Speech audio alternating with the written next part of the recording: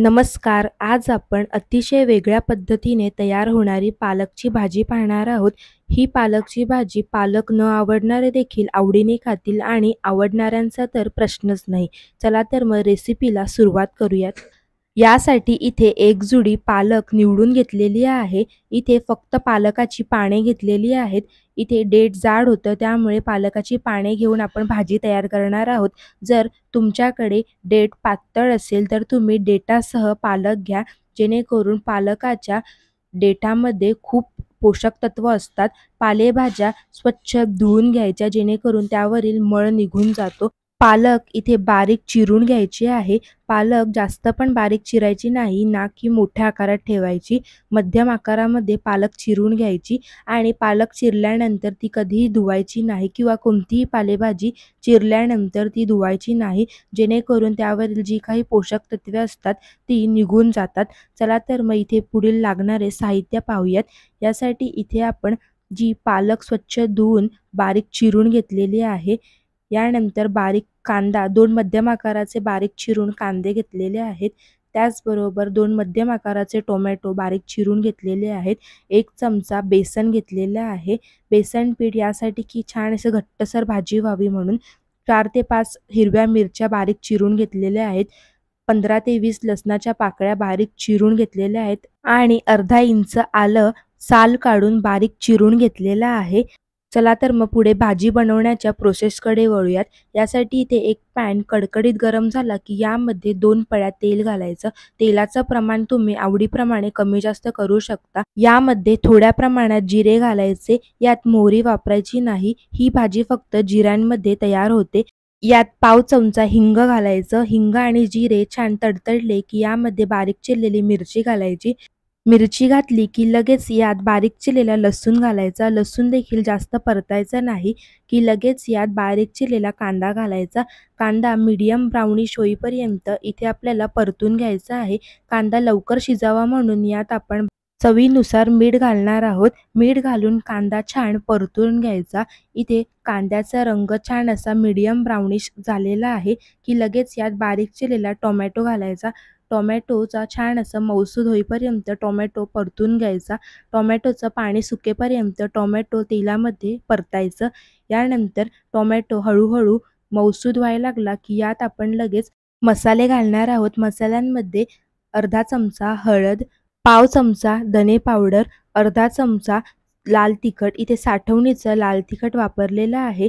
तुम्ही आवडीप्रमाणे तिखटाचं प्रमाण कमी जास्त करू शकता. इथे आपण मिरच्या देखील घातलेल्या आहेत, त्यामुळे तिखटाचं प्रमाण अंदाजाप्रमाणे घाला, जेणेकरून भाजी जास्त तिखट होणार नाही. हे संपूर्ण मसाले कांदा आणि टोमॅटोमध्ये छान परतून घ्यायचे.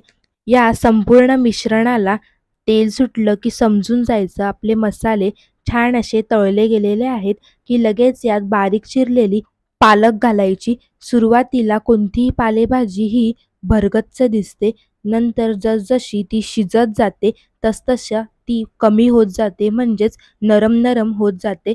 हे पालक संपूर्ण कांदा आणि टोमॅटोमध्ये मिक्स करून घ्यायची.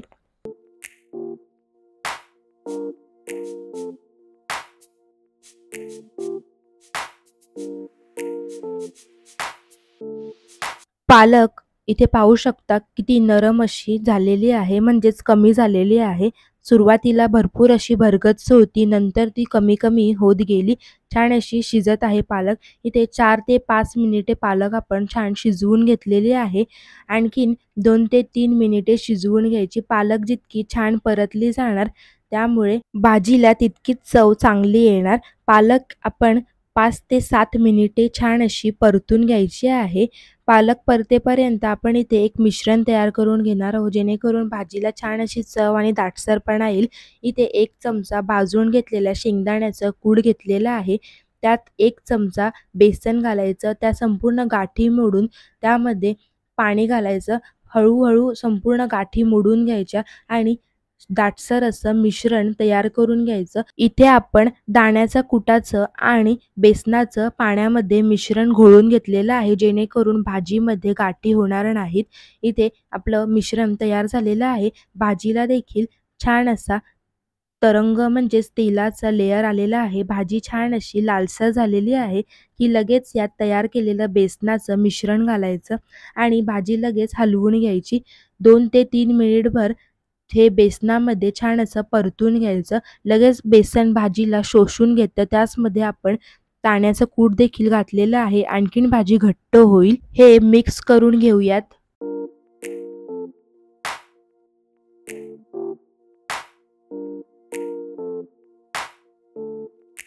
इथे भाजीमध्ये आपण बेसन मिक्स करून घेतलेलं आहे, की भाजी घट्ट झाली की यात आपण पाण्याचं प्रमाण योग्य करण्यासाठी त्या वाटीमध्ये जे मिश्रण तयार केलेलं होतं त्यातच आपण अर्धा ग्लास पाणी घालणार आहोत आणि थोडं-थोडं करून पाणी घालून भाजी मिक्स करून घेणार आहोत.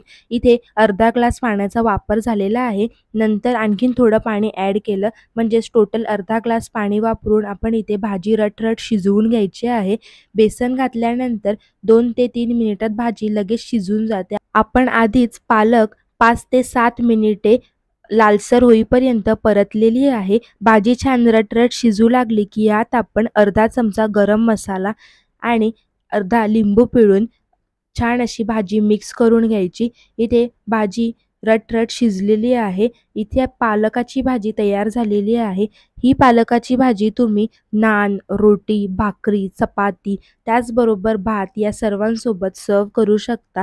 ही भाजी आत्ता रट-रट शिजते तर थोडी ती पातळ आहे. नंतर जसं गॅस बंद केला, जशी ती थंड झाली की आणखीन घट्ट होते, जेणेकरून आपण यात बेसन घातलेलं आहे. ही वेगळ्या पद्धतीने आपली पालकची भाजी तयार झालेली आहे. ही रेसिपी तुम्ही देखील नक्की ट्राय करून बघा. पालकच्या भाजीची रेसिपी तुम्हाला कशी वाटली कॉमेंटमध्ये नक्की सांगा. पुन्हा भेटूया अशाच एका नवीन रेसिपीसोबत. तोपर्यंत चॅनलला लाईक, शेअर, सबस्क्राईब करायला अजिबात विसरू नका. धन्यवाद.